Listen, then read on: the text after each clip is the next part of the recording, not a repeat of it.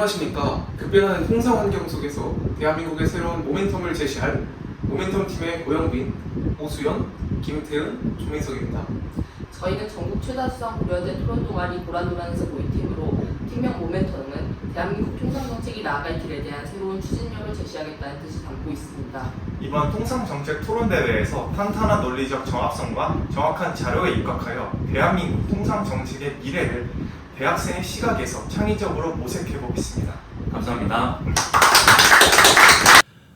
안녕하십니까. 찬성 측 기조 발언 시작하겠습니다. 저희 찬성 측은 표준국어 대사전의 정의에 따라 맞대응을 미국의 일방적 보호무역 조치에 수동적으로 굴복하지 않고 이에 대응하여 우리의 원칙과 이익을 지키기 위해 취하는 태도나 행동으로 정의하겠습니다. 오늘 저희는 이러한 관점에서 왜 지금 한국에게 맞대응이 필요한지 세 가지 측면에서 말씀드리고자 합니다. 첫째, 미국의 일방적 보호무역 조치는 WTO, FTA 국제통상규범이 명백한 위반일 뿐만 아니라 자유무역 질서의 훼손은 곧 우리 경제의 생존 기반을 흔드는 문제입니다. OECD 보고서는 국제통상규범의 일관성이 무너질 때 수출 중심 개방 경제 구조를 가진 국가일수록 기하급수적인 피해를 받는다고 지적합니다. 따라서 한국에게 규범 준수는 단순한 도덕의 문제가 아니라 경제적 안정성과 예측 가능성을 지키는 생존 전략입니다. 둘째, 맞대응이 없을 경우 미국의 요구를 수용할 수밖에 없는 협상 구조입니다. 미국 정부는 상호 관세 15%를 조건으로 3,500억 달러의 현금 투자를 요구하고 있으며 이는 국내 외환 보유고의 84%에 달하는 막대한 규모입니다. 결국 그 부담은 우리 경제가 떠안을 수밖에 없습니다. 맞대응 없이 협상에 임한다면 결국 그 부담은 우리 경제에게 돌아옵니다. 즉 맞대응은 무리한 협상 요구를 막기 위한 비용 절감 전략이자 국내 산업 공동화와 고용 충격을 막는 최소한의 경제 안보 장치입니다. 셋째, 원칙에 기반한 맞대응은 협상력을 강화할 수 있습니다. 외교안보연구원은 한국과 같은 중견 통상국이 힘이 아니라 규범을 통해 영향력을 행사한다고 분석합니다. 즉 규범을 지키는 행위 자체가 국제사회에서 위신을 쌓는 과정이며 이는 곧 협상력의 원천입니다. 국제정치학의 신호이론에서도 단호한 대응은 예측 가능한 파트너리스 이미지를 강화한다고 지적합니다. 원칙에 기반한 합리적 대응은 국익을 지키는 최소한의 방파제이자 협상의 출발점입니다. 기존의 방식이 통하지 않는다면 이제는 변화로 답해야 할 때입니다. 감사합니다. 네, 반대측 입론 시작하겠습니다. 미국은 구조적인 강달러 해소, 미국 제조업 부흥, 패권국 위상 유지를 목표로 일방적 보호무역 조치를 취하고 있습니다. 이러한 미국의 통상 정책에 맞대응한다는 것은 적대적으로 관세 장벽이나 비관세 장벽을 설정하는 것을 뜻하며 맞대응 전략은 협상 유지 전략에 반대되는 개념이라는 점 분명히 짚고 넘어가도록 하겠습니다. 따라서 본 반대측은 미국의 일방적 보호무역 조치에 대해 한국이 협상 전략을 유지해야 한다고 주장하며 그 이유는 구체적으로 다음과 같습니다. 첫째, 보복성 맞대응 전략은 한국 경제 구조에 적합하지 않습니다. 먼저 미국 GDP는 23조 달러로 한국 GDP의 13배 규모이고 한국의 대미 수출 의존도는 19%, GDP 대비 대미 수출 비중은 9%로 상당히 높은 수준입니다. 상호 맞대응 전략을 펼치는 중국과 EU는 미국과 유사한 수준의 경제 규모를 가지고 있고 GDP 대비 대미 수출 비중이 2% 내외입니다. 반면에 한국과 유사하게 대미 의존도가 높은 멕시코와 일본은 맞대응보다 예외와 유예를 얻어내는 데 초점을 맞춘 전략을 구사하고 있습니다. 둘째, 전략적 맞대응은 돌이킬 수 없는 부작용을 초래합니다. 미국을 향한 보복성 맞대응은 72년 역사에 한미동맹 신뢰관계를 붕괴시킬 수 있습니다. 이러한 경제 리스크를 인지한 브라질 대통령실은 미국의 50% 관세에도 불구하고 대미 보복성 조치를 취하지 않을 것이며 관계를 악화시킬 수 있는 그 어떠한 의사결정도 하지 않겠다고 발표한 바 있습니다. 아울러 39% 관세를 부과받은 스위스도 미국 관세에 보복할 계획이 없다고 발표했습니다. 셋째, 협상 전략이 가장 효과적입니다. 한국이 외환 보유액으로 보유한 미 국채 만기를 초장기로 연장하고 이를 담보로 미국은 연준에 통화 스와프를 제공한다면 미국은 한국 자금을 장기간 투자 재원으로 활용할 수 있고 초장기 국채로 미국의 재정 부담도 줄일 수 있습니다. 한국은 관세 합의 이행과 외환 안전망 확보라는 이익도 동시에 추구할 수 있습니다. 따라서 미국의 일방적 보호무역 조치에 대해 우리나라가 맞대응하지 않아야 한다고 주장합니다. 이상입니다. 네, 반대측 반론 시작하겠습니다.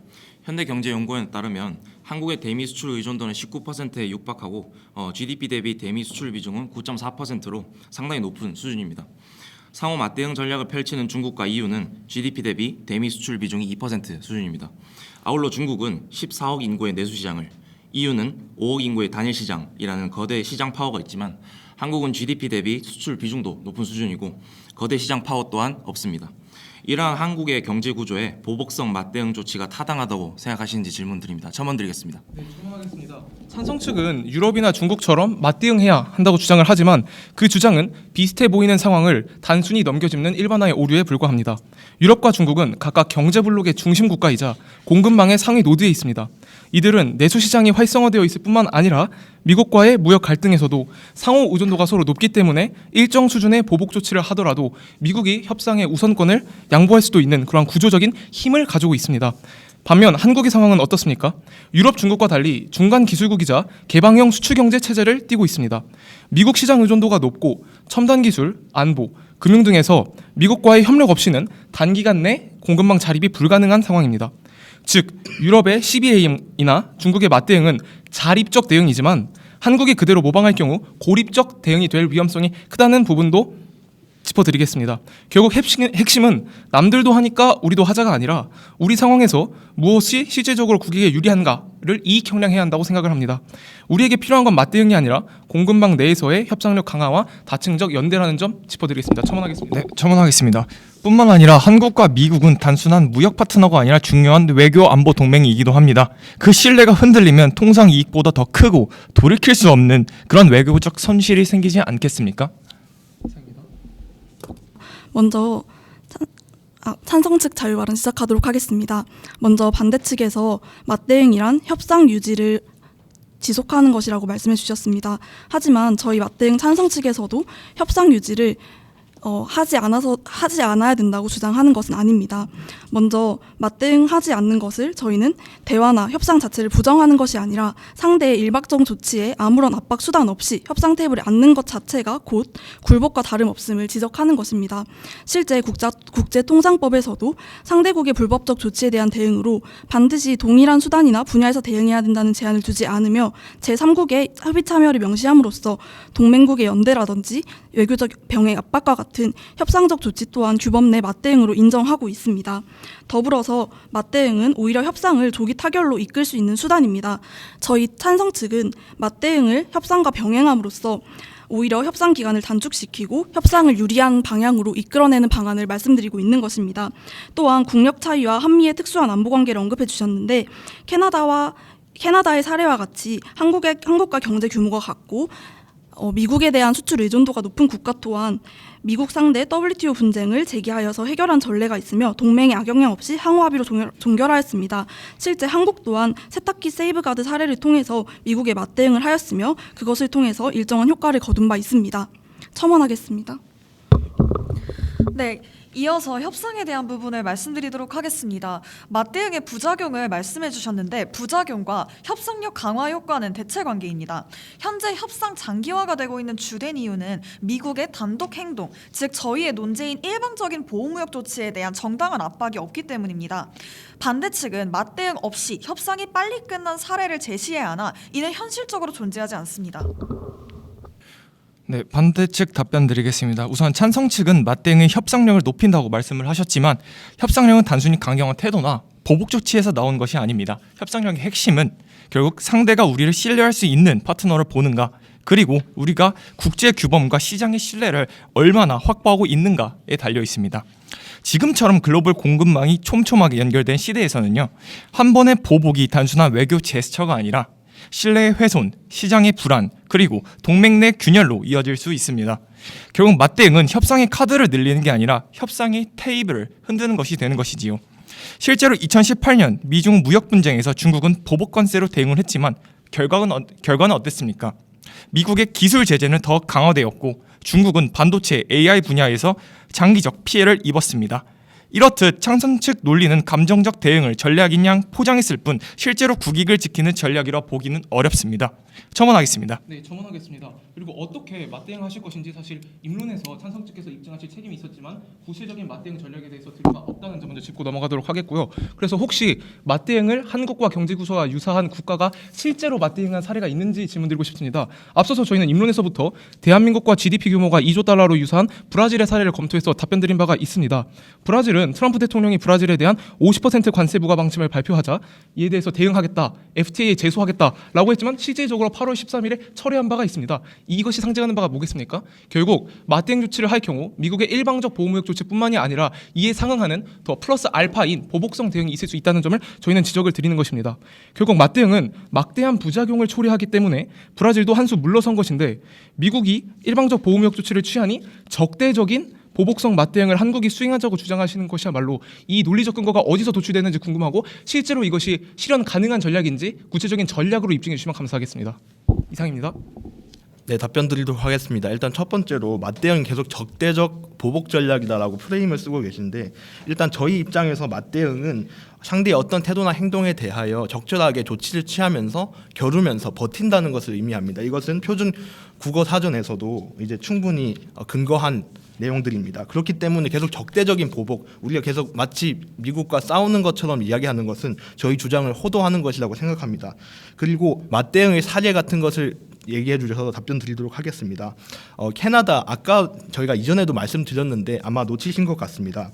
캐나다 입장에서는 이번 연도 초 미국에서 상호 관세를 부과했을 때 심지어는 이제 국내에서 소비자 불매 운동이 일어나고, 그리고 주별로 미국 상품을 일정적으로 팔지 않거나 혹은 관세를 부과하는 등 보복 전략을 펼쳤음에도 불구하고 현재 무역 협상에 합의한 상태이며, 그리고 관세를 낮춘 상태입니다. 그리고 이는 동맹과 경제 관계, 신뢰 관계에 전혀 해를 끼치지 않고 현재는 원래의 상태, 그리고 남들, 그리고 EU와 같은 상태들로 비슷한 수준으로 관세를 유지하고 있습니다. 첨언 드리겠습니다. 그리고 반대 측에서 맞대응은 한국의 국제적인 신뢰도를 악화시킨다고 말씀해 주셨는데, 저희가 반복적으로 말씀드리지만 저희가 말씀드리는 맞대응은 단순히 그런 보복 조치가 아니라 표적 조치, 그리고 비례 조치, 그리고 절차적인 합법성을 고려한 절차 내에서 승인된 맞대응을 말씀드리고 있습니다. 이러한 합법적 맞대응은 국제법상도 충분히 허용된 수단이며, 국제사회는 오히려 규범 기반 질서를 중시하며 오히려 불법 조치에 침묵하는 것이 규범 수호의 의지 부재로 받아들여져서 신뢰가 떨어집니다. 이것은 국제정치학의 신호 이론이라든지 협상 이론에서도 충분히 증명된 내용입니다. 또한 아까 말씀해 주셨다시피 협상이 규범 수호의 첨언 다시 드리도록 하겠습니다. 네, 저희 발언 드리겠습니다. 찬성 측께서는 맞대응 조치가 협상의 언어라고 계속해서 주장을 하시지만 그것은 협상을 거래가 아니라 대결로 오해하는 것이라고 저희는 생각합니다. 협상이란 서로의 이익을 조정하고 공통의 해법을 찾는 어떤 과정이지 상대의 손실을 전제로 하는 치킨 게임이 아니라고 생각했습니다. 특히 미국처럼 경제 안보 전반에서 협상력을 가진 나라에게 보복성 조치는 대화 신호가 아니라 불신 선언으로 읽힙니다. 실제로 2019년 일본의 수출 규제 대응 당시에도 한국의 맞대응이 오히려 양국 간 실무 협의 중단으로 이어졌고, 브라질, 아르헨티나가 미국에 대해서 맞대응 관세를 부과했을 때 단기적 관세 완화는 얻었지만 투자기술 협력은 5년 이상 정체되었습니다. 그러니까 보복은 협상의 언어가 아니라 협상의 단절을 불러온다고 생각합니다. 첨언 드리겠습니다. 네. 반대 측께서는 보복은 쉽지만 신뢰는 쉽게 얻어지지 않으며 국익은 단기적, 감정적 대응으로 지켜지는 것이 아니라 장기적 신뢰를 기반으로 한 지속 가능한 협상을 통해 지켜지는 것이라는 것을 알아주셨으면 좋겠습니다.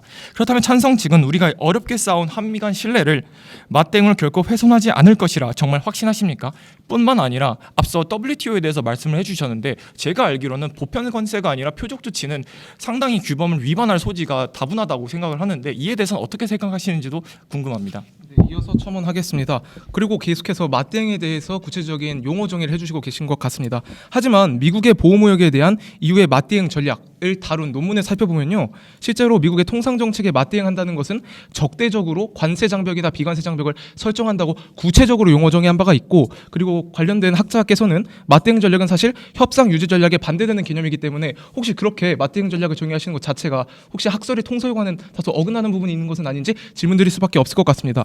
그리고서 앞서서 캐나다의 사례를 말씀해 주셨지만 사실 캐나다는 기축통화국이고요, 한국과 경제 규모가 굉장히 다르기 때문에 캐나다의 사례가 어떻게 한국에 적용될 수 있는지에 대한 것도 입증 책임을 다해 주셔야 할 것 같습니다. 이상입니다. 네, 찬성 측 답변 드리도록 하겠습니다. 네, 앞서서 먼저 맞대응의 사전적 정의 그리고 맞대응을 어떻게 정의하는지에 대해서 지적을 해주셨습니다. 하지만 저희는 앞서 말씀드렸다시피 겨루고 버팀이라는 국어사전적 정의를 택했습니다. 저희는 선대응도 아니고 그냥 대응도 아니고 맞대응을 말씀드리고자 하는 것입니다. 그리고 국제통상법에 따르면 상대국의 불법적 조치에 대한 대응으로 반드시 동일한 수단, 동일한 분야에서 대응해야 한다는 제한을 두지 않는다고 WTO에서 명시하고 있습니다. 그리고 또한 공급망에 대해서도 지적을 해주신 바 여러 번 있죠. 하지만 상대가 계속 규칙을 어기는데 아무 대응 없이 협상하자, 내부 대책만 세우자 하면 저희 국익을 방어할 수 있을까요? 맞대응은 단순한 보호가 아니라 공급망 다변화와 산업 자립의 촉진제 역할을 할 수 있다고 주장합니다. 가령 중국의 히토류 맞대응, EU의 탄소 국경 조정 대응 등은 실제로 내부 산업 강화로 이어졌죠. 첨언하겠습니다. 네, 그리고 반대 측에서는 그런 맞대응이 아닌 협상 유지를 해야 한다고 지속적으로 말씀해 주시고 있는데, 그렇다면 그 협상에서 협상 카드로 쓸 수 있는 것들에는 구체적으로 무엇이 있다고 생각하시는지에 대해 듣고 싶습니다. 실제로 지금도 계속해서 협상이 진행되고 있지만 그 협상은 장기화되고 있으며 실질적인 효과를 보이지 않는 것으로 저희는 생각하고 있습니다.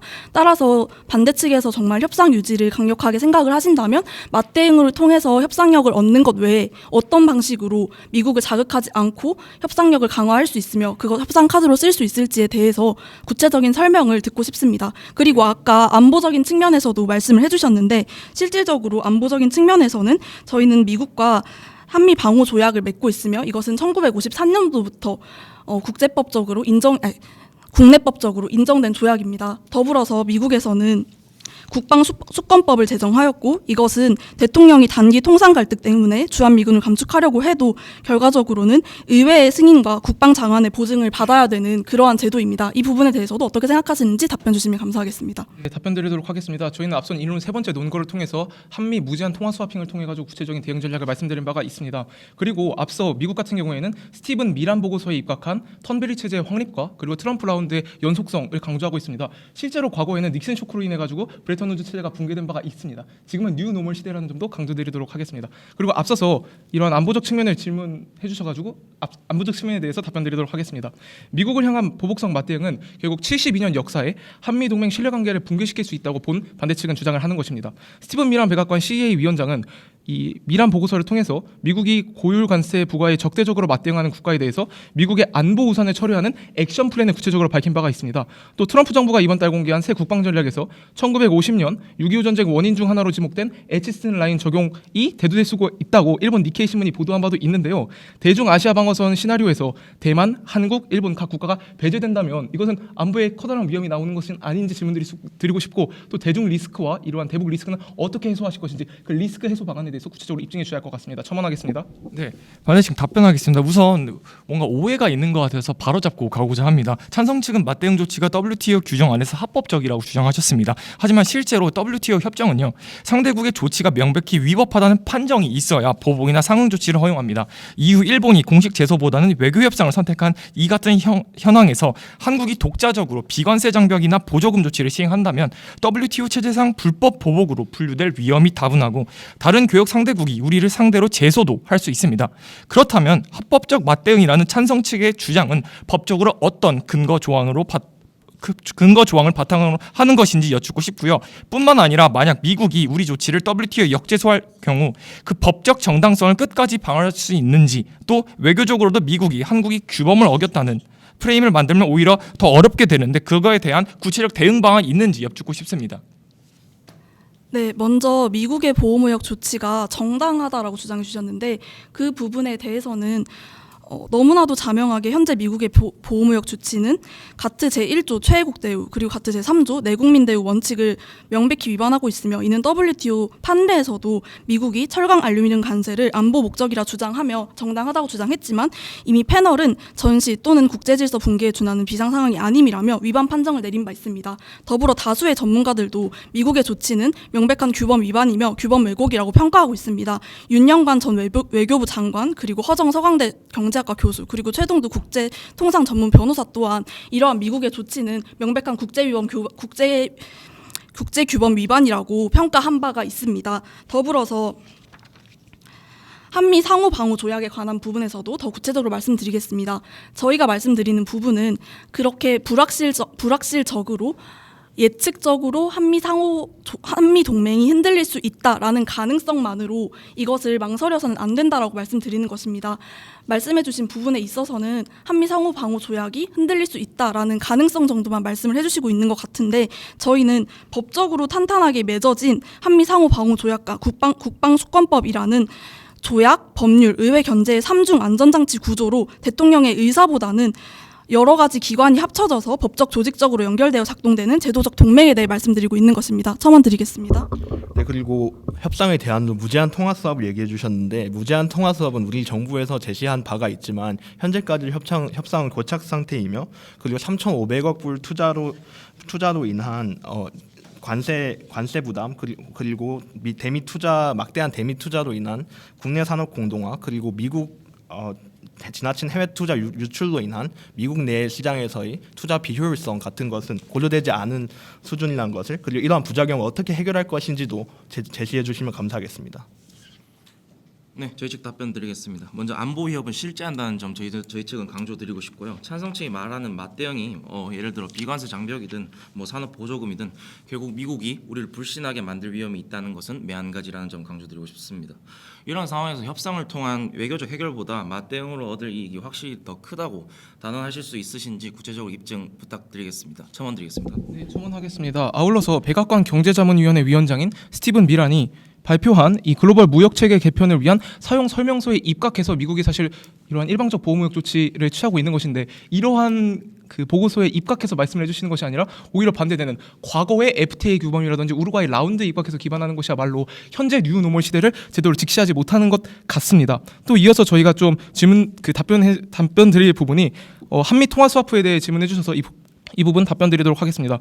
사실 미국이 요구하는 3,500억 달러 대미 투자 펀드는 대한민국 외환보유고의 84%에 육박하는 금액으로, 한국이 미국의 요구를 들어주게 된다면 대통령의 지적처럼 IMF 경제위기에 빠질 수 있다는 점 본 반대측도 인정을 하고 있습니다. 하지만 앞서 계속 강조드리는 이 스티븐 미란 보고서에 따르면 또 졸탄 포차르 전 크레디트 스위스 전략가 모델을 살펴보면요, 미국의 안보 우산을 제공받은 동맹국이 외환 보유액으로 들고 있는 국채를 100년 만기 무이자 채권, 즉 영구채로 전환을 하게 된다면 사실 연준 통화 스와프를 통해 제공하게 된다면 더 큰 효용 전략이 있다고 답변드린 바가 있거든요. 이처럼 스티븐 미란 보고서에 입각한 미국의 일방적 보호무역 조치에 기반해서 이에 대해서 맞대응하자고 하는 것이 오히려 더 큰 손실은 불러일으키는 것은 아닌지 질문드리겠습니다. 첨언하겠습니다. 네, 첨언 드리겠습니다. 또한 앞서 찬성 측께서는 저희 측 주장이 가능성에 입각했다는 반박을 주셨는데, 그것은 사실 찬성 측의 맞대응 조치도 마찬가지 아닌지 되묻고 싶습니다. 네, 아울러서 캐나다 이외에 앞서 언급드린 맞대응 전략, 실질적인 맞대응 전략을 구체적인 액션 플랜을 바탕으로 제시하실 책임이 있지만 이에 대한 설명 듣지 못한 것 같아 아쉽다는 말씀 드리면서 반대측 발언 마치겠습니다. 일단 아까 미란 보고서를 얘기해 주셨는데, 미란 보고서에서는 마더라고 합의를 얘기하고 있습니다. 마더라고 합의에 대해서 100년 만기 국채로 이제 각 국가 동맹국들과 그 통화를 교환함으로써 이제 미국 국채 시장을 안정시킨다는 계획은 현재로서는 지금 실현되고 있지도 않고, 지금 아직은 보고서 제시에 그친 제안일 뿐입니다. 이런 제안을 가지고 계속 지금 흐름을 설명하고 계시는데, 이건 현실적이지 않다는 지적 드리고 싶습니다. 네, 그리고 반대측에서는 지속적으로 한국과 미국의 국력 차이라는 전제를 기반으로 주장을 펼치고 계십니다. 하지만 실제로 국력 차이가 그토록 극심하다면 맞대응이 아니라 제안해 주신 대안인 협상은 제대로 가능할까요? 따라서 저희는 추후 협상이 가능할 수도 있도록 하는 전제로서 맞대응을 제안하는 것입니다. 저희가 앞서 말씀드린 신호 이론에 따르면 국가가 단호한 대응 의지를 보일수록 상대국은 장기적 갈등 비용을 고려해서 협상 태도를 조정할 수 있습니다. 따라서 작은 나라의 맞대응은 약자의 반항, 감정적 대응이 아니라 오히려 협상의 신호의 일종인 것입니다. 그리고 또한 지속적으로 찬성 측에게 구체적 액션 플랜을 제시할 입증 책임이 있다고 하셨는데, 앞서 말씀드린 바와 같이 오늘 토론의 논제는 선 대응이 아니라 맞대응입니다. 오히려 국력 차이가 있다는 현실을 고려했을 때 한국에서 구체적 액션 플랜을 이렇다 할 것을 제시를 하는 것이 아니라 저희 찬성 측의 정의와 마찬가지로 겨루어 버티다라는 사전적 정의를 따라가는 것이 합리적입니다. 네. 그리고 계속해서 저희가 구체적인 사례를 들지 않는다라고 호도하고 계시는데 저희는 이미 캐나다의 사례를 든 적이 있으며 반대 측에서도 구체적인 사례를 브라질 말고 다른 사례를 드신 적은 없는 걸로 알고 있습니다. 이런 점을 고려해 보았을 때 저희 측에서만 사례를 들지 않는다고 말씀하시는 부분은 조금 이해하기가 어려운 것 같습니다. 오늘 토론에서 찬성 측은 입증 책임을 다하지 못하셨습니다. 첫째, 맞대응이 실제로 미국의 정책 수정 또는 완화를 유의미한 확률로 어떤 의사결정 경로를 통해 언제 일끌어낼지에 관한 구체적 양보 유발 메커니즘과 시안이 제시되지 않았습니다. 둘째, 관세 또는 비관세 맞대응의 편익이 국내 비용인 소비자 물가, 중소기업 협력망에 대한 충격, 환율 및 금융 비용 또는 공급망 불확실성보다 확실히 크다는 입증이 결여되었습니다. 셋째, WTO 체제에서 합법적인 조치라는 논증 역시 선언적 수준에 머물렀습니다. 반면 저희 측은 보복의 악순환을 피하면서 이익을 지키는 관리 전략을 제시했습니다. 통화 스와핑 등을 통해 금융, 투자, 통화 협력을 결합한 상호 호혜적 교환을 설계했으며 이 방식은 공급망 리스크를 증폭시키지 않으면서도 협상 채널을 넓히는 저비용, 고안정의 해법입니다. 예측 가능성, 비용 대비 편익, 장기 국익의 측면에서 바라보았을 때 그 결과 불확실성과 역풍 비용이 큰 증명되지 못한 맞대응보다 충분히 집행 가능한 로드맵을 갖춘 저희의 협상 전략이 우위라고 말씀드리고 싶습니다. 결국 찬성 측은 맞대응이 더 큰 실익을 창출한다는 핵심을 입증하지 못하셨다는 점 다시 한번 짚어드리고 싶습니다. 우리 장기 국익을 위해서는 보복의 악순환을 피하고 관리된 협상 경로를 택하여 위기를 한국 경제 성장의 모멘텀으로 바꿔야 합니다. 네, 고맙습니다. 네, 오늘 토론의 본질은 한국이 동맹 안에서 얼마나 대등한 주체로 설 수 있는가 하는 문제입니다. 이번 토론에서 찬성 측은 미국이 일방적 보호무역 조치에 대한 원칙 있는 맞대응이야말로 한국의 국익과 협상력을 지키는 핵심 전략임을 강조하고자 합니다. 미국의 조치는 WTO, FTA 등 규범을 위반하여 자유무역 질서를 훼손하고 있습니다. 따라서 한국은 이를 바로잡기 위해 제도적 대응에 나서야 하죠. 미국이 요구하는 3,500달러 규모의 투자나 상호관세 수용은 현실적으로 감당 불가능하며 오히려 국내 산업 공동화와 고용 불안을 초래할 위험이 크기 때문입니다. 만약 한국이 아무런 대응 없이 침묵한다면 국제사회에서 한국은 수동적 행위자로 인식될 수밖에 없습니다. 반면 원칙에 기반한 합리적 맞대응은 우리 스스로의 협상력을 높이고 장기적으로는 대등한 동맹관계 또는 나아가 반대측에서 제안하신 대안인 협력까지 회복하는 출발점이 될 것입니다. 말씀해주신 부분을 하나씩 짚어보겠습니다. 어떻게 구체적으로 맞대응하는지에 대하여 저희는 캐나다 사례에서 OECD 분석 결과 물가 충격, 즉 소비자 정가율은 0.03% 미만이었고 오히려 협상이 조기에 타결되었음을 말씀드렸습니다. 또한 말씀해주신 통화 수합은 실패하였습니다. 그리고 저희는 한국에서 어떻게 가능한가에 대한 사례로 세이프가드 또한 말씀드린 바 있습니다. 결국 찬성과 반대 측 모두 한국의 국익을 지키는 것이 목적 아닐까요? 미국도 한국은 행동하는 동맹국이라는 것을 인식하고 협상 테이블에서 진정한 대화 상대로 대우하게 될 것입니다. 반대 측에서 말씀하신 것처럼 국력 차이가 선지하는 현재 협상을 아무리 해봤자 경제적 대응, 맞대응이 아닌 것은 아무런 의미 없는 협상일 것입니다. 왜냐하면 오늘 찬성 측이 주장하는 맞대응은 반미가 아닙니다. 보복도 아닙니다. 관세 조치라는 것은 변수이지만 투자 의존은 상수입니다. 관세는 협상 조정으로 완화할 수 있지만 투자 약속은 일단 이행되면 생산 거점 이전, 기술 유출, 고용 유출 등 구조적 손실이 매우 막대하기 때문입니다. 감사합니다.